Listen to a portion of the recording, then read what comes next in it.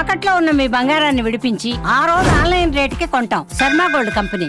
నమస్కారం, welcome to Suman TV. నేను Gitanjali. November 2 Karthika శుద్ధ ద్వాదశి, చిలుకు ద్వాదశి అని కూడా అంటారు. కొన్ని చోట్లయితే చాలా విశేషంగా పూజ చేస్తూ ఉంటారు తులసి అమ్మవారి దగ్గర. అలాగే కళ్యాణం నిర్వహిస్తారు. అలాగే ఏకాదశి వ్రతం ఎవరైతే ఆచరించారో వారు ద్వాదశి రోజున కూడా పూజా విధానాన్ని చేస్తే అప్పుడు ఆ వ్రతం పూర్తయినట్టు అని అంటారు. మరి ఏ విధంగా చేయాలి, ఎటువంటి నియమాలు మనం పాటించాలి, విధి విధానాలు, వీటి గురించి తెలుసుకుందాం. వివరించేందుకు ప్రస్తుతం మనతో పాటు ఉన్నారు. గత 15 సంవత్సరాలుగా 30,000కు పైగా జాతక పరిశీలన చేసినటువంటి అనుభవం కలిగిన ప్రముఖ జ్యోతిష్యులు బ్రహ్మశ్రీ నందిభట్ల శ్రీహరి శర్మ గురువు గారు. వారితో మాట్లాడదాం. గురుగారు నమస్కారం అండి. వాగర్థావేవ సంపృక్తౌ వాగర్థ ప్రతిపత్తయే జగతః పితరౌ వందే పార్వతీ పరమేశ్వరౌ. ఆదిత్యాయ చ సోమాయ మంగళాయ బుధాయ చ గురుశుక్రశనిభ్యశ్చ రాహవే కేతవే నమః. శృంగేరి జగద్గురు పీఠాధిపతులకి, కంచి పీఠాధిపతులకి నమస్కారములు తెలియజేసుకుంటూ కార్యక్రమాన్ని ప్రారంభిద్దాం. గురుగారు, ద్వాదశి చాలా విశేషం. అందరూ ఎదురు చూస్తారు అసలు ఈ రోజున కళ్యాణం నిర్వహించడానికి. తులసి కళ్యాణం చేస్తారు ఈ రోజు. అలాగే చాలా ప్రత్యేకమైన పూజా విధానం ఉంటుంది. మరి అవన్నీ వివరిస్తారా? తప్పకుండానమ్మా. అసలు కార్తీక మాసములో అనంతమైనటువంటి పుణ్యాన్ని సంపాదించుకునే రోజు ఏదైతే ఉంది అనంటే ఇది ఈ యొక్క కార్తీక మాసంలో వచ్చే ద్వాదశి తిథి. ద్వాదశి తిథి విష్ణు సంబంధమైనటువంటిది, ఆదిత్యునితో సమానమైనటువంటి ద్వాదశి తిథి, సప్తమితో సమానమైనటువంటిది. ఈరోజు అనగా నవంబర్ 2వ తారీఖు ఆదివారం అవ్వడం కూడా చాలా విశేషం అమ్మా. ఈ యొక్క ద్వాదశి రోజున చేసేటువంటి పుణ్యముని సంపూర్ణముగా పొందాలి అనుకున్నప్పుడు ఆ ముందు రోజు అయినటువంటి ఏకాదశి రోజున వ్రత నియమాన్ని ఆచరించిన సంపూర్ణమైనటువంటి అనుగ్రహం పొందుతాం. ఒకవేళ విధివశాత్తు ముందు వీడియో మనం చూడలేదు, ఈ వీడియోనే చూశారని అనుకుందాం మన ప్రేక్షకులు. ఈ రోజున కనీసము ప్రయత్నపూర్వకంగానైనా కానీ మనం చెప్పినటువంటి పుణ్య కార్యక్రమాలు కనుక చేసుకుంటే ఆ యొక్క మానవుడికి పొందేటువంటి పుణ్య ప్రభావాన్ని మనం మాటల్లో వర్ణించలేము. ఆ పుణ్యాన్ని పొందిన వ్యక్తి ఆపద సమయంలో తను ఆపద నుంచి గట్టెక్కినప్పుడు నేను పలానా సుమన్ టీవీ ద్వారా పలానా శ్రీహరి శర్మ గారు చెప్పినటువంటి వీడియో విని చేసుకున్న పుణ్యం వల్ల నాకు ఈ యొక్క గండం దప్పింది అని చెప్పి అప్పుడు ఆనందపడతాడు. అంతవరకు తెలియదు. అంటే గండం రావాలని కోరుకోదమ్మా. ప్రతి మనిషికి మీకు ఉంటాయి, నాకు ఉంటాయి గండాలు. కానీ ఆ యొక్క పుణ్య ప్రభావం మనల్ని ఆపద సమయం నుంచి గట్టెక్కిస్తుంది. ఆ పుణ్యాన్ని సంపాదించుకునే రోజే ఈ యొక్క కార్తీక శుద్ధ ద్వాదశి. దీనినే క్షీరాబ్ది ద్వాదశి, చిలుకు ద్వాదశి అని అంటారు. అంటే ఏంటి, క్షీరసాగర మథనం ప్రారంభమైనటువంటిది ఈ రోజున, అందుకనే చిలుకుతారు కాబట్టి చిలుకు ద్వాదశి అయింది. క్షీరసాగర మథనం కాబట్టి క్షీరాబ్ది ద్వాదశి అయింది. ఈ రోజున ఎంతటి పుణ్యం అనంటే, ఈ రోజున చేసినటువంటి దానము కానీ, ఈ రోజున చేసినటువంటి దీపారాధన కానీ, విష్ణు పూజ, శివ పూజ కానీ అనంతమైనటువంటి పుణ్య ఫలితాలను ఇస్తుందమ్మా.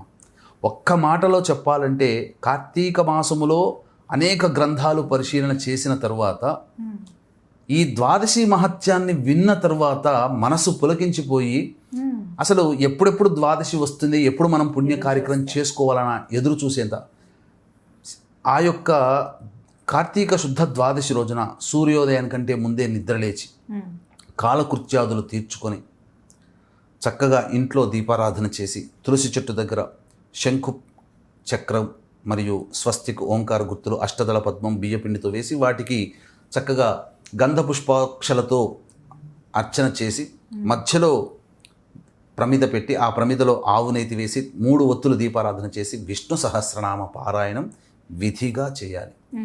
చేసి ఆవు పాలు, దానిమ్మ పండు, 2 అరటి పండ్లు నైవేద్యంగా పెడితే చాలు. ఇందులో ఏది పెట్టినా చాలమ్మ. కనీసము చక్కెర పెట్టినా చాలమ్మ. ఆ రోజున చెయ్యవలసినటువంటిది ఏంటంటే, మానవుడు తాను భుజించకుండా ఉండి మధ్యాహ్నం వరకైనా కానీ ఆ రోజున ప్రయత్నపూర్వకంగా ఒక్క బ్రాహ్మణుడికి అయినా కానీ అన్నదానం చెయ్యాలి. కనీసము అన్నార్తులకి ఎవరికైనా కానీ తాను చక్కగా ఇంట్లో తయారు చేసిందైనా ఎక్కడైనా క్యాటరింగ్ సెక్షన్లోనైనా తయారు చేసి అన్నార్తులకి ఎవరికైనా అన్నదానం చేయండి. ఈ రోజున చేసిన పుణ్యము అనంతమైనటువంటి పుణ్యం అమ్మ. అంటే మనకు శాస్త్రంలో ఏం చెప్పబడి ఉందంటే, కార్తీక సోమవారముల కంటే 1000 రెట్లు గొప్పది కార్తీక మాసములో వచ్చే కార్తీక శని త్రయోదశి. కార్తీక శని త్రయోదశి కంటే 10,000 రెట్లు కార్తీక పౌర్ణమికి ఉంటుంది. కార్తీక పౌర్ణమి కంటే 1,00,000 రెట్లు కార్తీక శుక్ల పాడ్యమి రోజున చేసినటువంటి పుణ్యం. అట్లాంటి 1,00,000 రెట్లు ఉన్నటువంటి కార్తీక శుక్ల పాడ్యమి కంటే 1,00,000 రెట్లు కార్తీక శుద్ధ ఏకాదశి ఆ రోజున చేసినటువంటి దానం. కానీ ఈ కార్తీక శుద్ధ ద్వాదశి 2వ తారీఖు అయింది. ఆ రోజున చేసినటువంటి పుణ్యము అనంతము, ఇన్ఫినిటీ అని అంటాం కదా, అనంతమైనటువంటిది. కాబట్టి మనకు దీని యొక్క విధానము, దీని యొక్క మహత్యం గురించి శాస్త్రంలో ఏం చెప్పబడి ఉందంటేనమ్మా, వీక్షించేటువంటి సుమన్ టీవీ ప్రేక్షకులు కూడా ఈ యొక్క మహామహిమాన్వితమైనటువంటి కాశీ క్షేత్రంలో కార్తీక పౌర్ణమి 5 నవంబర్ 6న పద్మక యోగం ఉన్నటువంటి రోజున, ఆ రోజున మీ జాతకరీత్యా కలుగు అన్ని రకాల సమస్యల నివారణకి, శని దోషం ఉన్నటువంటి మేష, మిథున, కర్కాటక, సింహ, కన్య, వృశ్చిక, ధనస్సు, కుంభ, మీన రాశిలో జన్మించిన వారికి అక్టోబర్, నవంబర్ నెలలో గురు, శుక్ర, రవి, బుధ గ్రహాలు మారిన కారణం చేత 12 రాశుల వారికి కూడాను ఇబ్బందులు, సమస్యలు తప్పవు. ఈ దోష నివారణార్థమై సర్వదోష నివారణ పూజల హోమాలు జరిపించి శక్తిపాతం చేసినటువంటి కరుంగలి మాల ఇవ్వడం జరుగుతుంది. ఈ కార్యక్రమంలో మీ గోత్రనామాదులు నమోదు చేసుకోవడానికి నవంబర్ 6వ తారీఖు రోజున మధ్యాహ్నం 2 గంటల లోపల గోత్రనామాదులు స్క్రీన్పై కనిపిస్తున్న నెంబర్కి కాంటాక్ట్ చేసి నమోదు చేసుకోవచ్చు. అలాగే నవంబర్ 20 కార్తీక అమావాస్య రోజున శ్రీశైలంలో, డిసెంబర్ 4 దత్తక్షేత్రంలో దత్త పౌర్ణమి రోజున కూడా ఇలా సర్వదోష నివారణ పూజల హోమాలు జరపబడతాయి. ఈ యొక్క కార్తీక శుద్ధ ద్వాదశి రోజున అన్నదానం ఒక్క బ్రాహ్మణుడికి చేస్తే కలిగే ఫలితం గురించి చెప్పమంటారమ్మా. శాస్త్రంలో ఏం చెప్పబడిందంటే 1000 సూర్యగ్రహణాలు, 10,000 వ్యతిపాత యోగములు, 1,00,000 అమావాస్యలలో అన్నదానము, అంటే గంగా నదీ తీరములో అన్నదానము చేస్తే ఎంత పుణ్య ఫలితమో అంత పుణ్య ఫలితము ఏక మొత్తంలో ఒక్క ద్వాదశి రోజున ఒక్క బ్రాహ్మణుడికి పెట్టడం వల్ల కలుగుతుంది. ఇంతటి విశేషం అంటే మరి మనం చెప్పలేం. దానం కూడా అంతే విధంగా ఉంటుందమ్మా. కాబట్టి ఇప్పుడు మనకు చెప్పాలి అంటే లాజికల్గా మనకు అందరికీ అర్థమయ్యేటట్టు చెప్పాలంటే, ఈ రోజున మీరు కొంటే మీకు 1+1 ఆఫర్, 1+2 ఆఫర్ అని అంటారు కదా, ఇలా అనమాట. మనకు చెప్పాలంటే మనం పుణ్యం సంపాదించుకోవడానికి ఇటువంటి తిథులు మనకు ఏర్పరచబడ్డాయి. ఈ రోజున కనీసము విష్ణు ఆలయాన్ని కానీ శివాలయాన్ని కానీ సందర్శన చేయాలి, దీపదానం చేయాలి. అంటే కనీసం 1 రోజుల పాటు విష్ణు ఆలయాన్ని సందర్శించకపోతే ఈ రోజునైనా సందర్శించినట్లయితే అనంతమైన పుణ్య ఫలితం కలుగుతుందమ్మా. కాబట్టి నాకు తెలిసి కార్తీక మాసంలో అత్యున్నతమైనటువంటి రోజు కార్తీక మాసం 1 రోజుల పాటు పౌర్ణమి కంటే గొప్పదని మనకు చెప్పాం కదమ్మా. అత్యున్నతమైన రోజు ఏదనంటే మానవుడు తరించడానికి ఈ యొక్క కార్తీక శుద్ధ ద్వాదశి రోజున ప్రధానంగా. అంతేకాకుండా ఈ కార్తీక శుద్ధ ఏకాదశికి ఏంటనంటే శాపవశాత్తు భూమిలో వెలిసింది తులసి కదా.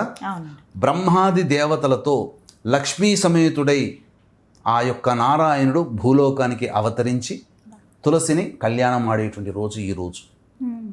కాబట్టి కృష్ణ భగవానుడికి ప్రత్యేకంగా ప్రదోషకాల సమయంలో తులసికి కృష్ణుడికి వివాహాన్ని జరిపిస్తారు.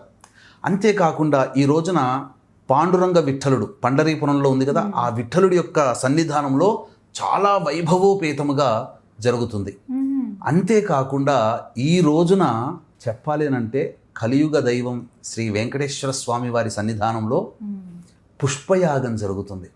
ఆ యొక్క గర్భగుడి అంతా కూడా సువాసనతో కూడుకున్నటువంటి అనేక విధాలైనటువంటి అనేక రకాలుగా ఉన్నటువంటి అనేక పుష్పాలతో అర్చిస్తారు.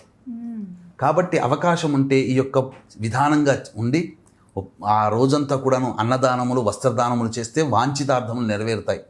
ప్రదోషకాల సమయానికి స్నానం ఆచరించి కాలకృత్యాదులు తీర్చుకొని విష్ణు ఆలయంలో కానీ శివాలయంలో కానీ ఉసిరికల దానము, అలాగే సాలగ్రామ దానము మరియు శివలింగ దానము, అలాగే దీపాన్ని వెలిగించి ఆ దీపాన్ని దానం చేయించండి. 3 ఒత్తులు వెలిగించి ఆ దీపదానం చేయండి.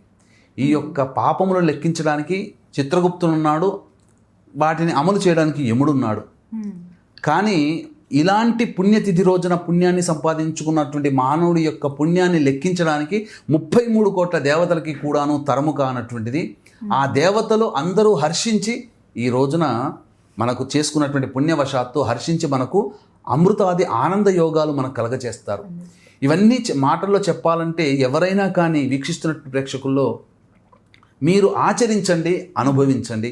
ఈ యొక్క చక్కటి విషయాన్ని 100 మందికి చేరవేయండి.